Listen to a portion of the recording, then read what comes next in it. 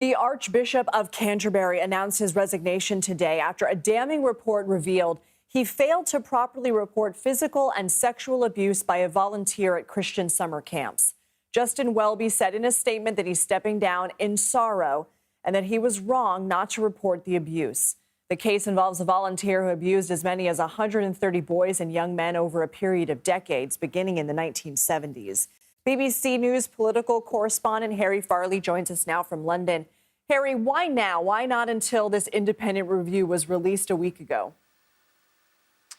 Well, I suppose the pressure on Justin Welby to resign has really been mounting ever since that report was published last week. And yesterday, I suppose, the key moment when the Bishop of Newcastle here in England, a senior figure in the Church of England, called for Justin Welby to resign. She was the first bishop to do so. She said that she thought his position was now untenable because of the criticism that he had received in that report. And just to bring everyone up to speed, it concerned a man called John Smythe, who was a Christian barrister here in the UK in the 1970s and 80s. He abused dozens of young boys at Christian camps that Justin Welby himself attended, and then he went on to abuse many, many more in Zimbabwe and South Africa.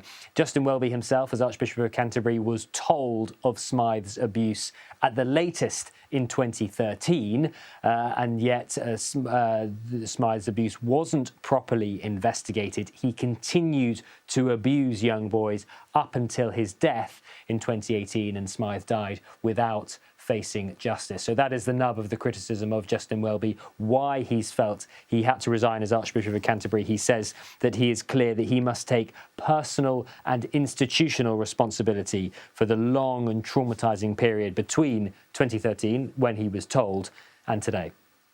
This is a huge fall from grace for the head of the Church of England. What kind of reaction are you seeing both in the UK and around the globe?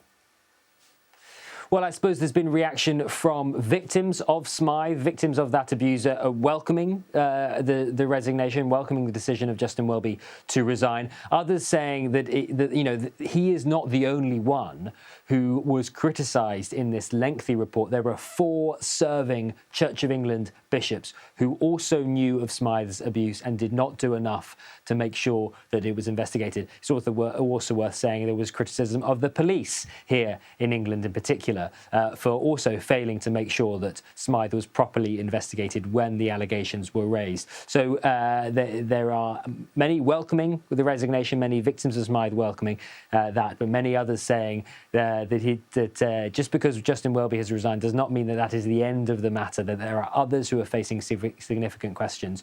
And of course, Justin Welby is not just the head of the Church of England. As Archbishop of Canterbury, he also leads that global communion, that Anglican communion of 85 million Anglicans right around the world, including in the US, across Africa, Asia, South America in particular. And so reaction from them as well, because the process now begins to choose his successor. Harry Farley, thank you so much.